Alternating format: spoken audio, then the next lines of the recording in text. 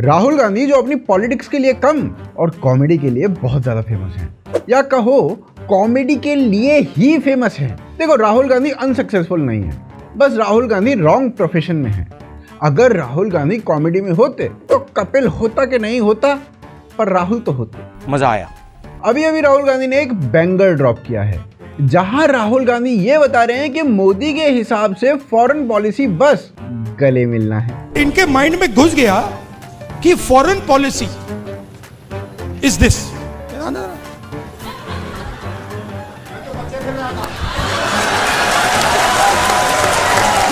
ये बात ये दिखाती है कि मोदी और राहुल गांधी में कोई डिफरेंस नहीं है।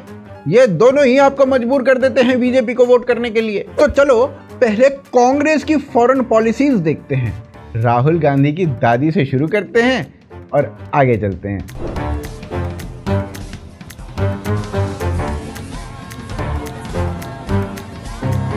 अरे ये तो खुद गले मिल रही हैं, जिसके लिए राहुल गांधी मोदी को गरिया रहे हैं। हो सकता है गले मिलने में भी पीक डिटेलिंग होती हो भाई साहब, हमें तो नहीं समझ में आ रही, जो बस राहुल गांधी को ही समझ में आ सकती है कि कौन सा गले मिलना इंडिया के लिए डेवलपमेंट लाएगा और कौन से गले मिलने से भारत के लिए नुकसान हो जाएगा। भाई देखो, ये बात तो वही आदमी समझ सकता है ना जो सुबह को रात में उठ जाता है।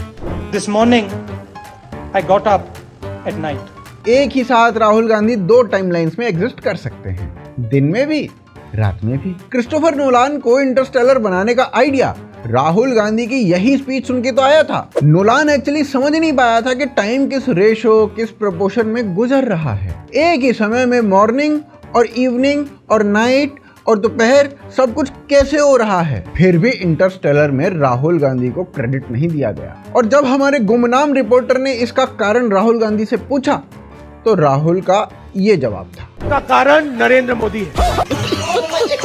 चलो अब राहुल गांधी के दूसरे फैमिली मेंबर यानी नेहरू जी की फॉरेन पॉलिसी देखते हैं। अबे ये फॉरेन पॉलिसी है या एप्स्टीन फाइल्स का लीक फोटो? अगर इसे फॉरेन पॉलिसी कहते हैं तो ऐसी फॉरेन पॉलिसी पे तो आज के टाइम पे रेड पड़ सकती है भाई साहब। बड़ी ही 18+ फॉरेन पॉलिसी चलाते थे नेहरू साहब तो। अब मैं समझा चाचा नेहरू को बच्चों से प्यार क्यों था। एक्चुअली उन्हें बच्चों से प्यार नहीं था, बच्चा करने के प्रोसेस से प्यार था। नेहरू तो फॉरेन पॉलिसी के नाम पे भाई साहब मांग ही भर देते थे। चलो फॉरेन छोड़ो, नेहरू जी की इंटरनल पॉलिसी बता देता हूं। नेहरू जी के हिसाब से इंडियन पेट भर के खाना खाते थे, इसलिए देश में फूड शॉर्टेज हो जाती थी।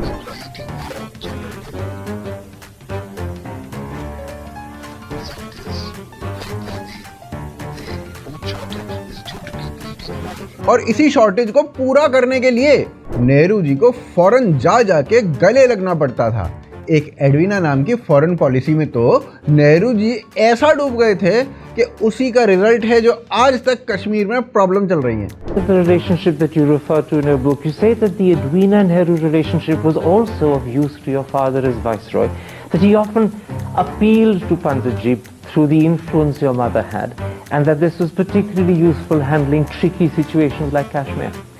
That is true. Nehru ji की फॉरेन पॉलिसी के चलते ही फॉरेन कंट्री हमारी जमीन पर कब्जा करके बैठ जाती थी। नेहरू जी फॉरेन पॉलिसी में इस कदर डूब जाते थे, फॉरेन पॉलिसी में इस कदर धुत रहते थे कि उनकी जिस बीमारी से डेथ हुई वो बीमारी भी फॉरेन पॉलिसी से ही लगी थी। It's all introduced by Jawaharlal Nehru. It is a fraud of the first order. He had sons, out of women sannyasis. After all this, he died of syphilis, sexually contracted disease, from that white woman. What's her name? Mulrata's wife. नहीं देखो, ऐसा मेरा कहना नहीं है, सुब्रमण्यम स्वामी का कहना है।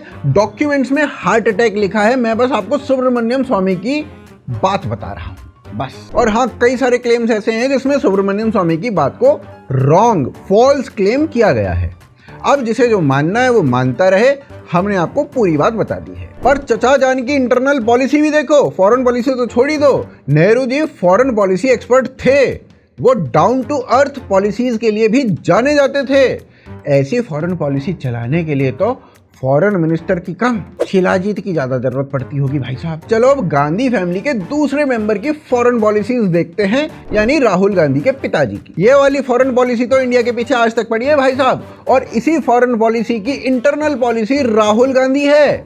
अगर ये वाली फॉरेन पॉलिसी नहीं हुई होती तो हमें कभी भी राहुल गांधी दिखाई नहीं देते। एक बार तो भाई साहब किसी ने ना राजीव गांधी को घुमा के फॉरेन पॉलिसी मार दी थी। देखा जाए तो राहुल गांधी की पूरी फैमिली की फॉरेन पॉलिसी बहुत स्ट्रांग रही है भाई साहब, बहुत स्ट्रांग।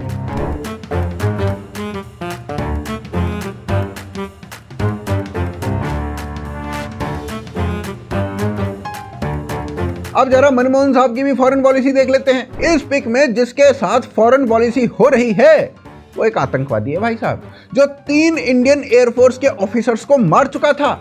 लेकिन एक बात तो है, रॉबर्ट कांग्रेस ने चाइना से पहले बना लिया था।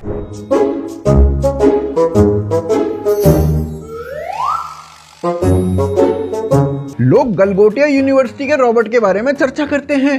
अरे कभी कांग्रेस के रॉबर्ट के बारे में भी तो बातें करो, उसके फीचर भी तो दिखाओ। ये देखो सनी लियोनी का फोटो, ये देख मियां खलीफा, ये देख सविता भाभी, देख देखिए कर माइक जो के लाड़ खड़ा हो गया। ये रोबोट है भाई, ये रोबोट है रे, ये रोबोट इस साला गर्मी में भाई तो रोबोट बना ले तो। सर इसका नाम रोबोट है। चलो रॉबर्ट मनमोहन सिंह की कुछ और फॉरेन पॉलिसीज देखते हैं। इतनी सारी फॉरेन पॉलिसीज में मेन पीएम साइड में बैठा है।